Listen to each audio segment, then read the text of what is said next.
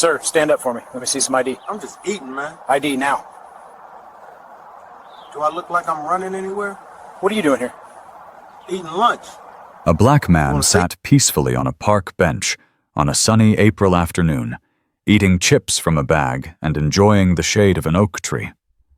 A white police officer approached him, and within seconds told him the park was not meant for him. The officer demanded his ID, accused him of scaring away families, and suggested he might murder someone tonight, then tried to handcuff him for sitting on a public bench. Every single second of what happened next was captured on the officer's own body camera. Within months, that same officer would be stripped of his badge, sued for everything he had, held personally liable in federal court, and forced to leave the state with his reputation destroyed. But in that moment, standing over a man on a park bench with a bag of chips in his hand, he thought he was untouchable. Before I continue with this story, let me know in the comments where you are watching from right now. I would love to know. And if you are new here, please hit that subscribe button. It really helps the channel grow. And I promise you, this story is about to get very intense. Now, let me take you back to the beginning. The man sitting on that park bench that afternoon was named Bradley Adkins. He was 42 years old. He had spent 18 years working for the Federal Bureau of Investigation. He had started in the field office handling white-collar crime cases, then moved into some of the Bureau's most dangerous undercover operations: organized crime rings, domestic terrorism cells, human trafficking networks. He had worked his way up through merit and grit. He had received commendations from the director of the FBI himself. He had testified before Congress on civil rights violations. He had trained rookie agents in constitutional policing and de-escalation tactics. He held the rank of special agent with a security clearance that gave him access to classified national security information. But none of that was visible on that afternoon. All anyone could see was a black man in a burgundy jacket and jeans sitting on a park bench. Bradley had left the FBI field office about 20 minutes earlier. He had been buried in paperwork all morning: case files, witness statements, surveillance reports. He decided he needed some air. He stopped at a convenience store, grabbed a bag of chips and a bottle of water, and drove to a nearby park he had passed dozens of times, but never visited. He found a bench under a shaded tree, sat down, and opened his chips. The park was quiet. The breeze was cool. His blue water bottle sat beside him on the bench. He was completely alone in the park, bothering no one. He was taking his time because he had nowhere urgent to be. He was simply enjoying a rare moment of peace in what had been an exhausting week. He had no idea that a patrol car had just pulled into the parking lot. The driver was Officer Everest Ford. Ford was a 9-year veteran of the local police department. He had a history that should have raised red flags years ago: complaints for aggressive behavior, excessive force accusations, racial profiling allegations. But most of those complaints had been dismissed or resulted in nothing more than a slap on the wrist, a day of retraining here, a written warning there. Ford had learned how to work the system. He knew exactly how to phrase his reports to justify questionable stops. He knew how to invoke officer safety as a shield for his actions. He knew how to walk the line between what was legal and what was right, and he had long ago stopped caring about the difference. Ford was making his rounds through the area that afternoon when he spotted Bradley sitting alone on the park bench. And in that moment, he saw an opportunity. He saw someone he thought he could control. He pulled into the parking lot, stepped out of his patrol car, and started walking toward the bench. Ford's footsteps were deliberate as he crossed the parking lot. He didn't hurry. He didn't hesitate. He walked straight toward Bradley with the confidence of a man who had done this 100 times before and never faced consequences. Bradley looked up as the officer approached. He set his bag of chips down on the bench beside his water bottle. He didn't stand. He didn't move. He simply waited, calm and composed, the way he had been trained to handle tense situations. Ford stopped a few feet away. His hand rested casually near his belt. His eyes swept over Bradley with open suspicion. Then he spoke. "What are you doing laid up out here in the park?" The tone was accusatory from the very first word. Not a greeting. Not an introduction. Just an immediate challenge. Bradley kept his voice steady. "I'm just chilling, man. It's hot outside. I'm just enjoying my day." Ford didn't accept that answer. He shook his head slightly, as if Bradley had said something ridiculous. "You can't find a more subdued area to find some shade? I mean, I get that this is a shaded area, but this is a park that's not meant for you." Bradley blinked. He tilted his head slightly, trying to make sense of what he had just heard. "What do you mean it's a park that's not meant for me?" Ford didn't back down. He doubled down. "It's just a park that's not meant for you. That's the problem.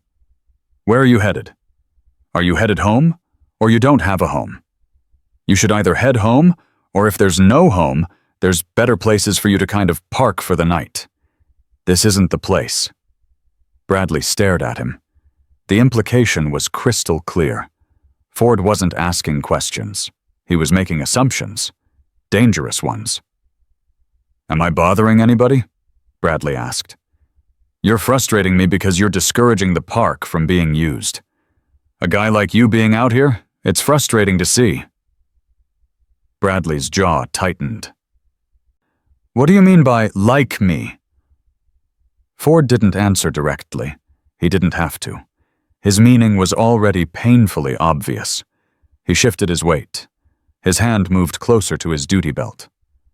"Listen, I just need your ID. Let's get back to the thing. I'll run you. I'll make sure you're straight. We'll get you on the right path." Bradley didn't move. He kept his hands visible, resting calmly on his lap. "Do you have probable cause? Why do you need to see my ID?" Ford's expression hardened. He wasn't used to being questioned. He wasn't used to people knowing their rights. "Because now that we've had this interaction, I want to make sure I'm not sending some troublesome person out there. I don't know you. We don't know each other. If I send you out there and you go out and you hurt somebody, that's on me." Bradley stared at him in disbelief.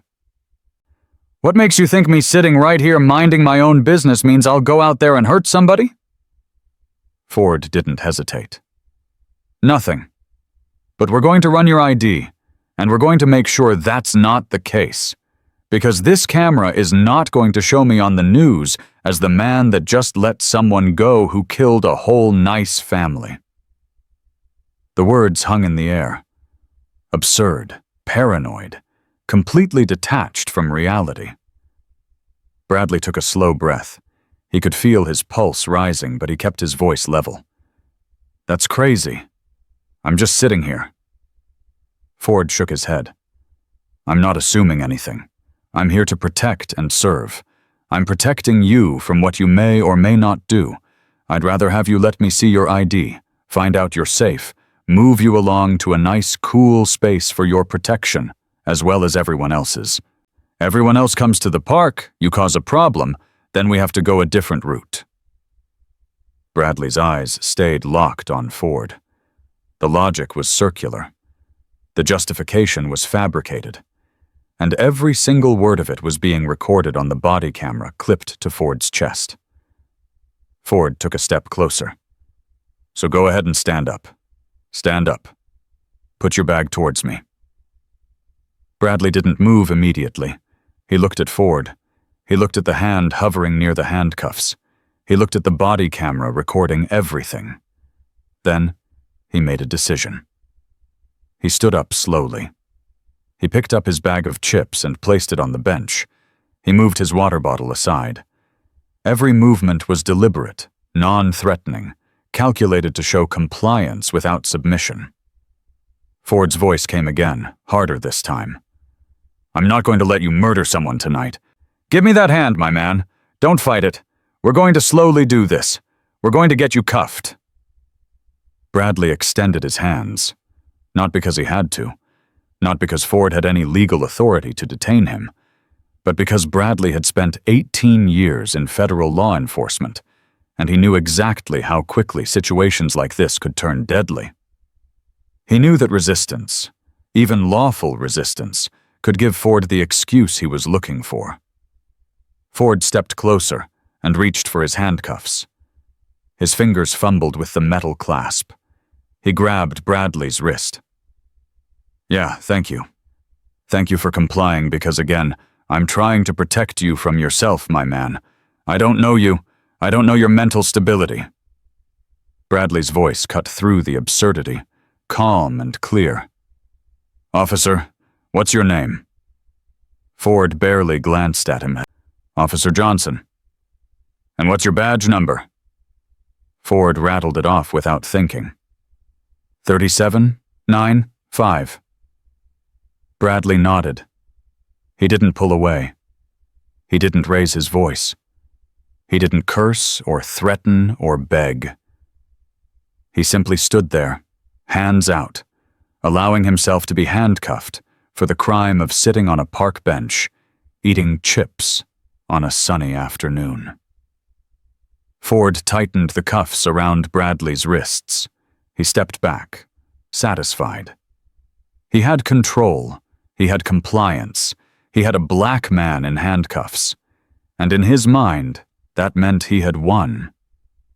But he had no idea what was about to happen next. Ford was still talking, still justifying, still convinced he was in control, when the second patrol car pulled into the parking lot. Officer Marcus Davis stepped out. He had heard Ford's radio traffic and decided to swing by, just to see what was going on. He walked toward the bench, his eyes scanning the scene. A man in handcuffs. Ford standing over him. A bag of chips on the bench. A water bottle. Davis slowed his steps as he got closer. He tilted his head slightly, squinting at the man in cuffs. Something about him looked familiar. Very familiar. Then recognition hit him like a freight train. "One of ours! One of us!"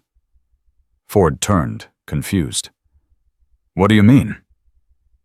Davis stared at Ford, his expression shifting from confusion to disbelief to outright disgust. "He's FBI, you idiot!" The words landed like a hammer. Ford's face went pale. His mouth opened, but no sound came out. His confident posture crumbled. His hand, which had been resting casually on his belt, dropped to his side. I don't know these two guys," Ford stammered, his voice suddenly small. Bradley, still in handcuffs, looked at him with calm, cutting precision. "Before you just come and make assumptions, do your job correctly." Davis stepped forward, shaking his head. "Do your job correctly, man. It's people like you that got the system really messed up." Ford's hands shook as he fumbled with the handcuff key. He unlocked the cuffs and pulled them off Bradley's wrists. His voice cracked. "That's my bad. That's my bad. That's my bad, dude." Bradley didn't respond immediately. He rubbed his wrists where the metal had pressed into his skin. He picked up his bag of chips. He picked up his water bottle. He looked Ford directly in the eyes, and in a voice that was quiet, but carried the weight of 18 years of federal law enforcement experience, he said one word. "Unbelievable." Then he turned and walked away with Officer Davis, leaving Ford standing alone by the bench, his body camera still recording every second of his ruined career. Bradley didn't wait. That same evening, while the encounter was still fresh in his mind, he drove to the police department's internal affairs office. He walked in wearing the same burgundy jacket he had worn to the park. He carried a folder containing notes he had made immediately after the incident. The intake officer looked up, surprised to see an FBI agent standing at the desk. Bradley didn't waste words. He filed a formal complaint. He provided a detailed written statement, timestamps included. He described every word Ford had said, every illegal demand, every baseless accusation. He requested a copy of Ford's body camera footage under the Freedom of Information Act. Before he left, he made one more call. He contacted the FBI's Civil Rights Division and filed a report about the incident. The next morning, Bradley made another call. This time, to a prominent civil rights attorney named James Holloway. Holloway had handled high-profile cases of police misconduct for over 20 years. When Bradley explained what had happened, Holloway didn't hesitate. "We're holding a press conference," Holloway said. "Today." 2 days later, they stood in front of a wall of cameras and microphones. Holloway played portions of the body camera footage on a screen behind them. The audio was crystal clear. Ford's voice, condescending and accusatory. Bradley's voice, calm and respectful. The handcuffs clicking into place. Holloway's statement was direct and unflinching. Special Agent Adkins was racially profiled, illegally detained, and threatened with arrest for the crime of eating chips on a park bench while black. This is not an isolated incident. This is a pattern, and it ends now. The footage went viral within hours. News outlets across the country picked up the story. The body camera video spread across social media like wildfire. Millions of views, thousands of comments. Outrage poured in from every corner of the internet. Hashtags trended. Civil rights organizations issued statements demanding Ford's immediate termination and prosecution. The public had seen enough, and they weren't going to let this go. The pressure was immediate and relentless. The police department had no choice but to act. Within 48 hours of the press conference, the Internal Affairs Division opened a formal investigation. They assigned their most senior investigator to the case. They knew the entire country was watching. The investigator pulled the full body camera footage, all 12 minutes of it. He watched it 3 times. He took notes. He reviewed the transcript. He interviewed Officer Davis, who confirmed everything. Davis told the investigator that he had recognized Bradley immediately from interagency meetings and joint task force operations. He told the investigator that Ford had no reason to approach Bradley, no reason to demand ID, and certainly no reason to handcuff him. Then the investigator pulled Ford's personnel file. What he found was disturbing. Complaints for aggressive behavior dating back years, accusations of racial profiling, excessive force allegations. Most had been dismissed with minimal consequences. A pattern had been ignored for far too long. The investigator compiled his findings into a 47-page report. The conclusion was unambiguous. Officer Everest Ford had violated Bradley Adkins's Fourth Amendment rights against unlawful search and seizure. He had engaged in clear and explicit racial profiling. He had made threats of false arrest without probable cause. He had demonstrated conduct unbecoming an officer. There was zero legal justification for any of his actions. Bradley Adkins had been engaged in completely lawful activity in a public park. He had committed no crime. He had posed no threat. He had done nothing wrong. The report was delivered to the police chief on a Friday afternoon. By Monday morning, Ford was placed on unpaid administrative leave pending the investigation's conclusion. The police chief held a press conference that same day.